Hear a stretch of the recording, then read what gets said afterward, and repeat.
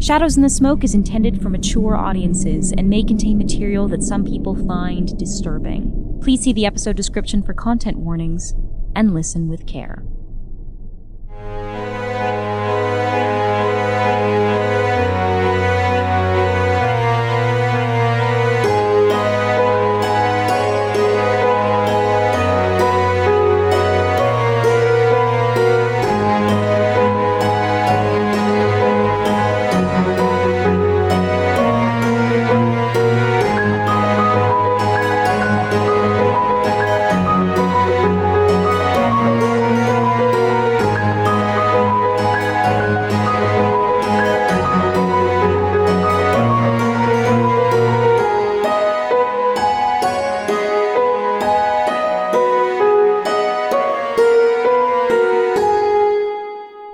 Mr. Hutchinson, we find you in an ancient Roman ruin beneath London, and you're not alone. La Hortensia Fig is here, stepping out of a Roman bath. Oh no, what happened to you, pet? Last I checked, you had 2 good working eyes. Yeah, you can never count on having 2 good working anything for too long.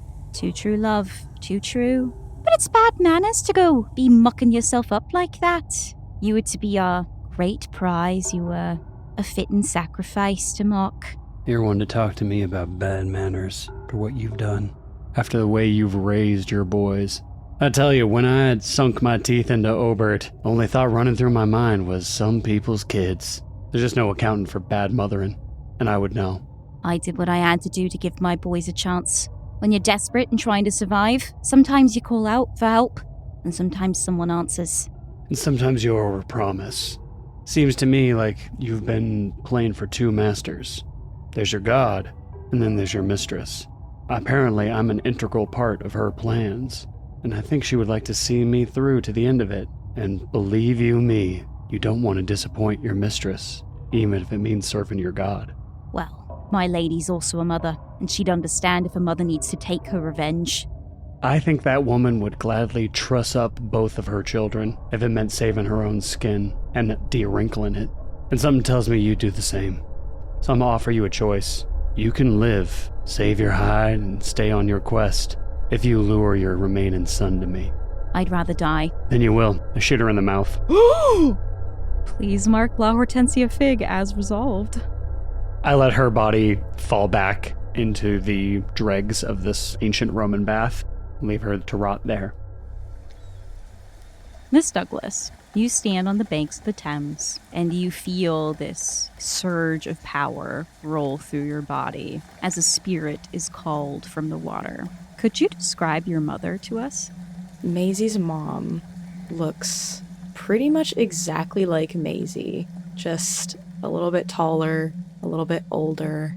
She keeps her hair in 2 braids. But she's virtually indistinguishable from Maisie. It's like looking in a mirror that shows you an older version of yourself. Little Pearl, how am I here? Magic. Oh, you were always a clever one, weren't you? I'd help. Now tell me how you've been, love. Really bad, Mom. I've been really bad. Oh, darling. If I could hold you, I would. Maisie reaches out and tries to grab her hand, and it kind of just goes through her figure. Yeah, I'm not quite at a point, I think, where I know how to manifest more than just a spirit. But maybe one day. Tell me what's been troubling you. Well, a lot of things happened after you died, and my pelt is ripped, so I can't go home. And I'm trying to fix it. I'm getting there. And I'm staying with these folks who are, well, they're like me, but they're not like me. They're good. But we deal with all this stuff, and I feel like I'm in over my head, and I don't know what I'm doing, and I just thought maybe you could help me like you always have to fix one thing. Ms. Maisie Douglas, look at what you've already accomplished. Learning to bring spirits back. Finding out how to fix your pelt. I've never heard of a Selkie doing that. It's not enough, Mum. Aye, not now, but it will be. It'll never be enough, because you're never coming back. But I'm always with you, little one. I know. Every time you look up in the stars, you see us. I know. Every time you take to the water, I'm right there with you. Are you okay? Aye, lamb, I'm fine. Okay. I swim every day with my gran and my ancestors. That's good.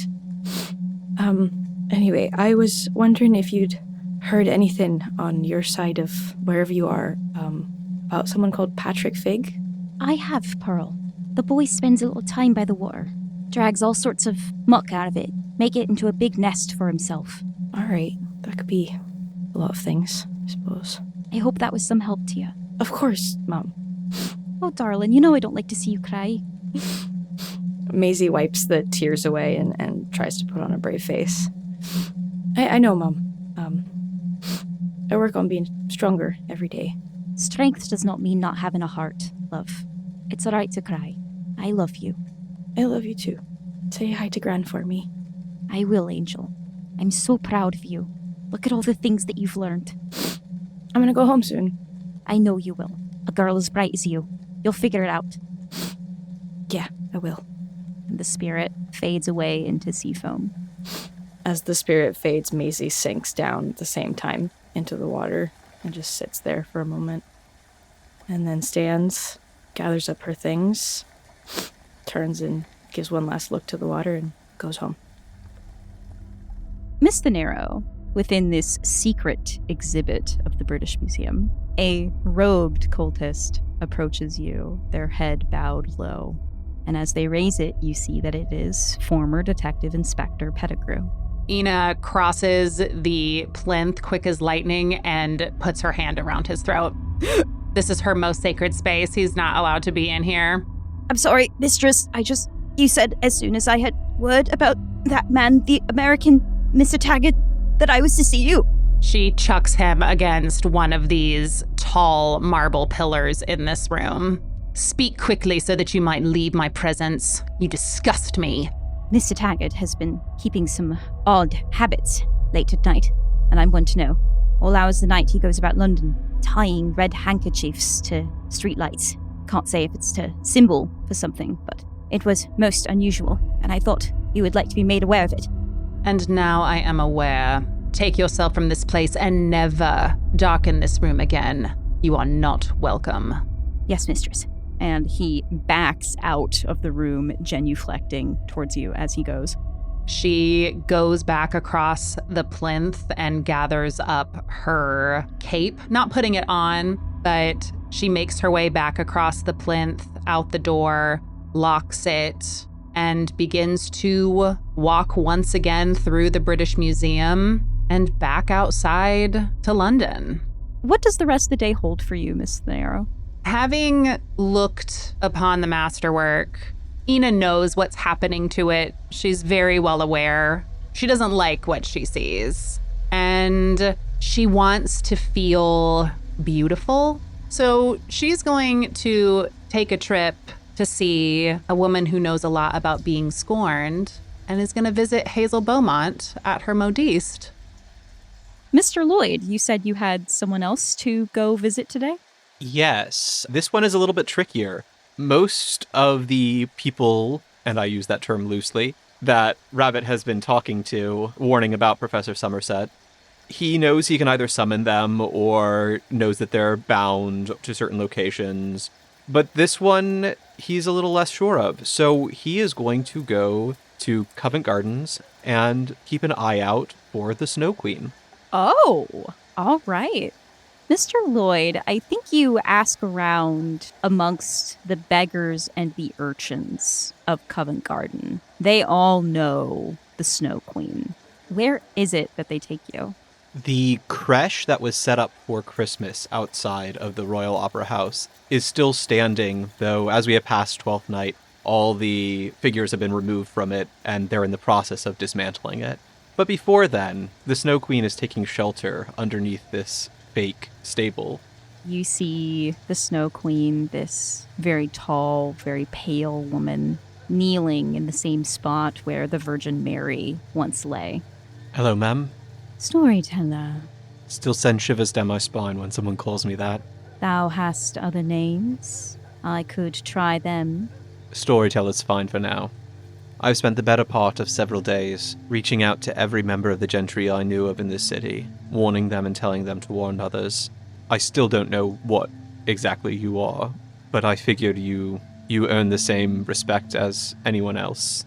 There is a man, a truly awful man, who seeks to steal power and take it as his own. He's done this before, and he will do it again. And I know that you do not have any sort of connection to the magical world, anymore at least, but I don't know if he knows that. So I thought I would come with a warning, and with this, Rabbit looks around, sees a fairly well-dressed person passing by the creche, dips his fingers lightly into the man's pocket, pulls out a couple banknotes, and hands them to the Snow Queen, and an appropriate gift. The Snow Queen stares at this bit of paper in her hand and then just lets it drop to the ground. She looks unsure of what to do with it. Don't worry about it. The act of theft is more important than the actual thing. And at this, Rabbit pulls out some of the bread and honey that he has left over from summoning the pixie. Perhaps this might be better. The storyteller would break bread with me. I honestly don't know what the storyteller would do at this point, but I, Morgan Lloyd, will. Sit, eat. Thou does not look well. Well, I suppose, in a manner of speaking, I'm on death's doorstep. Although we'll see tonight whether that happens or not. Let me see if I can't earn that old nickname of mine and tell you a little bit of a tale. You would honor me. There once was a man named Malcolm Somerset, born into the most privileged houses of London, a silver spoon in his mouth and a soft pillow beneath his head. And yet still, he wanted. He wanted things that weren't his, wanted power, wanted respect. And no matter how much he strived for these, it was never quite enough. And so he decided to seek out alternate methods to get them. He learned how to summon devils, how to bind the Fey folk, how to take those who were more magically inclined and steal their power from them. And he spent the better part of his life doing this, and he seeks to do it again. And I intend to put a stop to all that. The Snow Queen's long, graceful fingers travel to your hand and then pull up the sleeves of your shirt to show some of the tattoos. I see you have also sought to capture Storyteller. If you know who I am as well as you claim to, you know that these were earned, not stolen, and you understand the difference between the two. I do. But even so, they're useless. The magic, everything I was ever taught, I'm certain he has some way to counter it. I have an idea, but it's risky, and I'm not sure if it'll work. I suppose I just wanted to see, well, if not exactly a friendly face, at least a set of eyes that seem to see beyond my skin and into who I really am one more time before I try and pull this off. She takes a sprig of holly from her crown and weaves it into your hair. Do what you must, Morgan Lloyd, and do it with my blessing. Watch out for yourself. Keep yourself safe. If I fail tonight, I don't know if it'll be a harder world for you, but it'll be a harder world for many. I am no one long forgotten, but I will wait and see what the world is tomorrow. Sometimes it's all we can do. Mr. Lloyd, this seemed like a vulnerable scene, considering this was started by an act of petty theft. And I did reveal a little bit of backstory in there, so yes, I'd say this was a vulnerable move. All right, so you may clear a condition should you wish. I think I'm going to clear Marked for Sacrifice. All right. As, he's coming to terms with the fact that this might be the end. And you may define a clue for me for any of the active threats. Give me a second to think about what I want from her. Cool. Mr. Hutchinson, it's been a busy morning for you. Yeah. Is there anything else you'd like to do today? Can I look around this area and see if there's any hints about Patrick's nest? Oh, I love this. I don't feel like I want to go anywhere else or see anybody, but it can at least be of use to the group. Go ahead and make the information move with reason. I think I want to put this at disadvantage. Most beloved is a thing, but I think the condition you have that's speaking to me the most right now is runaway, considering you are in this lost, abandoned place. It would be so easy for you to just disappear and not go back to Hargrave House. Just have the thought there, like, yeah, I could set up shop here. Yeah. I will mark the monocle. Okay. Peer through that, not to get rid of that feeling, but to amplify any kind of hidden things I might see through it. Also, I don't need glasses anymore. Oh, boo. But indeed, the monocle does allow you to see what is hidden. I like it. So just flat. Yes, please. 5 and 6 is 11. Mr. Hutchinson, investigating this scene, you see these small dots on the stone floor of this temple. They're amber colored. And when you bend to investigate one, it flakes away as you scratch at it with your index finger and smells very sweet. These are small little dots of dried marmalade, spaced just so as if they were making a path, trying to lure a person or creature to a certain location. That is a clue for Fix Pigs. Hell yeah. My business here concluded. I return above ground, but I don't want to return to Hargrave House. So I just wander and lose myself in London. Miss Douglas, what does the rest of your day look like? Having returned from the docks, Maisie comes back across those photographs that were delivered earlier. And I would like to look into more about the Whately camera. I simply don't know where to go. So we have the Society Obscura, which Mr. Lloyd had investigated. But you also know that the Hargrave House Library contains information on the Whately camera. Indeed, that's where the hunters first learned of Atticus Whately and his camera. That sounds perfect. Maisie will go to the library and see what other information she can discover about the camera. Miss Douglas, you enter into this room that is full of towering bookcases. This is an immense room of Hargrave House. Indeed, occupies 2 floors of Hargrave House. There is a spiral staircase leading up to a second level. There are a bunch of very comfortable-looking chairs and reading lights. The smell of paper and ink. I have a paint the scene here. This library not only is a fabulous collection of resource tomes that would be of use to the hunters of Hargrave House, but it is also a collection of books that only exist within the library of Hargrave House, perhaps have never existed anywhere else outside of this library. Please describe one of these lost tomes. Love's Labor's one.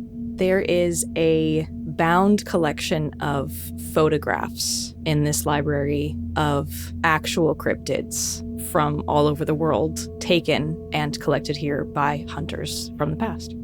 There is an ancient book with faded Greek lettering on the cover that, when translated, says, "On the things that were withheld."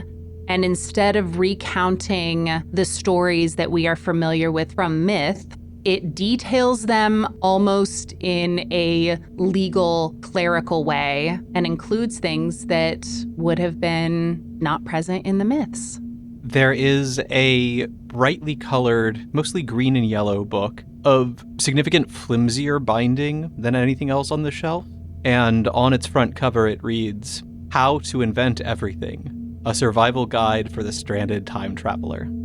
All right, Ms. Douglas. I like to think that you grab a nice thick stack of books and find a particularly comfy-looking chair and just settle in. Pretty much. Please make the information move with reason. That is a 10 plus 1 is 11. Miss Finero, walking down Savile Row, you come upon the modiste of Mistress Hazel Beaumont. I don't knock on the door. I reach for the doorknob. I know she takes appointments, but it doesn't matter today. She will see me. So I just grab the knob and turn. Right as you are turning the knob, you do see a small sign in the window that says, "Away on holiday." But the door does open for you, but it does not open into the atelier of Mistress Hazel Beaumont. It opens into a small pocket of fairy. Ina closes the door behind her and begins to look around, studying it, taking it all in, and looking for Hazel. You find yourself in a moonlit glade, alight with fireflies. It's quite cold here, but a nice, brisk sort of cold. And Mistress Hazel Beaumont appears before you in a shaft of moonlight. She has cast away some of the veils that ordinarily cover her face, letting a little bit of her fey glamour slip in this, a very private space. Miss the Narrow. You've done some renovations to the place, I see. Child, we are not in London. I was issued a warning by our lovely Mr. Lloyd that I should make myself scarce while he, goes on some errand or sorts. His advice is best well taken. We shall see. He is talented, yes, but very young. But I threw together a bit of a holiday home for myself. You are a guest in it. I pray you, be on your best behavior. And naturally as such, I did not show up empty-handed. What have you brought me? She holds out several arms. Ina observes the many arms for a moment, not sure which one to place the gift into, but instead just proffers a large bottle of ambrosia that she got from the larder of Hargrave House on her way here. Now, isn't this a worthy gift? She plucks a couple of tulips and pours the ambrosia into the cups. Delightful. And Ina tosses her robe and her bag onto the floor of this glade and sits down crisscross applesauce right in the middle of this shaft of moonlight directly across from Hazel. In all my years, I never imagined you and I would take a glass together. I've experienced something of a betrayal, and if anyone knows how to mete out revenge, you seemed the most accessible at this particular time. She sits down next to you, a little more primly. Tell me who has wronged you, goddess. Oh, I think you've seen him about. We shared a dance at your masque, after all. A rather brazen fellow. The beast. Yes, the very same. She takes this tulip and very ungracefully pounds back the ambrosia and pours herself another glass. Well, I could have warned you off of that boorish man had you been in such a state to heed my advice last we spoke. Americans are so uncouth. I am aware of that now. She pounds the tulip again and pours herself another glass. It's hard for gods to get drunk, but she gonna get there. Do you wish to talk about it? I think what I didn't expect after meting out my judgment was the hollowness. How do you deal with that? The Weaver studies you, pondering this question. Not necessarily the question itself, but the fact that you're asking it. You have changed, Athena. You've grown much closer to this earth than the last time we met. I'm surprised to hear that a mortal could affect you in such a way, leave you hollow. She smiles a little bit. Mortals have always thought that I was made of stone, impenetrable, unbreakable. But even stone can be worn by time, and the cracks will eventually show. And like a weed, he wiggled in, and I'm still angry. I'm angry at the betrayal of who he tied himself to for my undoing, but I'm also mad at his absence. And for the first time in my very, very long life, I don't know how to move forward with anything other than hatred. Pet, they say the best revenge is living well. And if there's one thing you're very good at, it's living. What should I do if that's not what I want anymore? Do you really wish to abandon your immortal gift? There may come a time when I don't have a choice, and so I might as well make my peace with it. Then I suppose one treasures the humanity and time that they have. It's very easy to get complacent when one lives as long as we.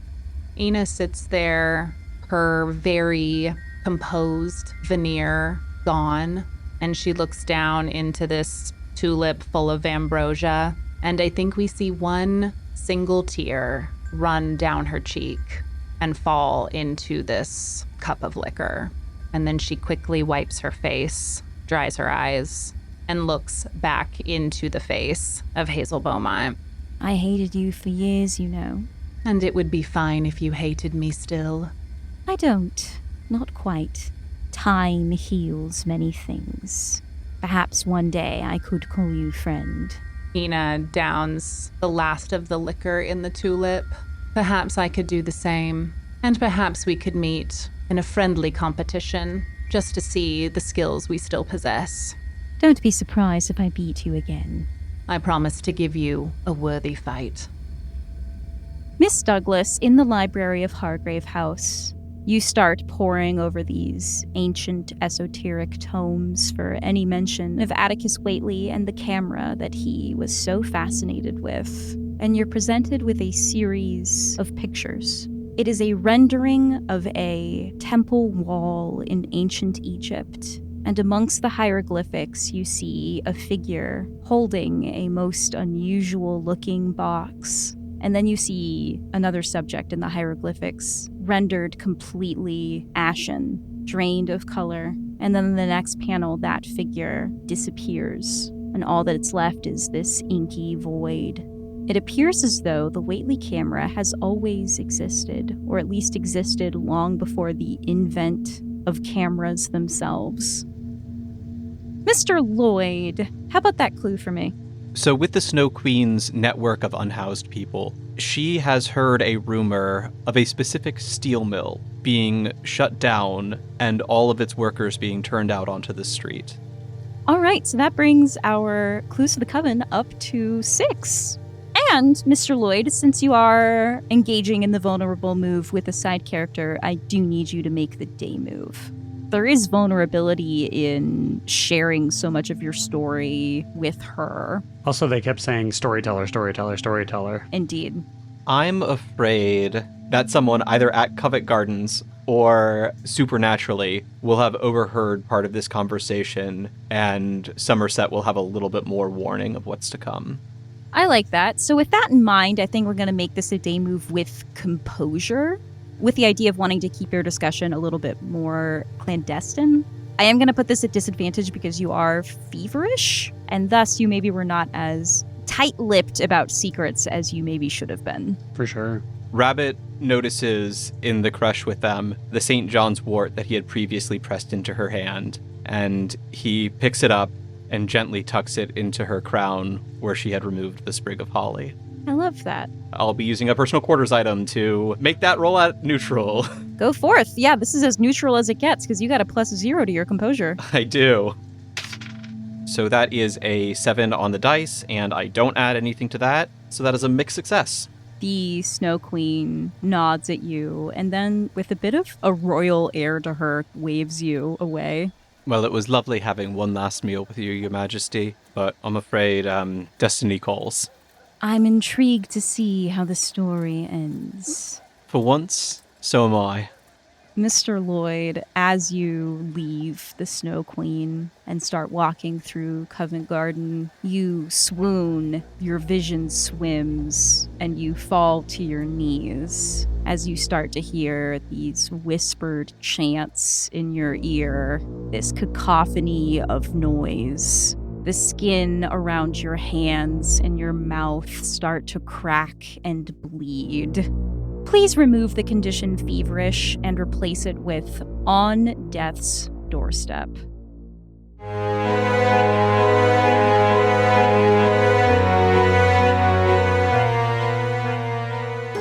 Shadows in the Smoke is a Kitten Marlowe production. This episode was edited and produced by Kim Dalton and featured a theme song by Jake Pierle. You can find out more about us by visiting kittenmarlowe.com, signing up for our newsletter, or following us on socials. For Discord access, an exclusive behind-the-scenes show, and more, visit patreon.com/kittenmarlowe and join Ash and all of our incredible Kitten Marlowe patrons in supporting artist-driven storytelling. Thanks for listening.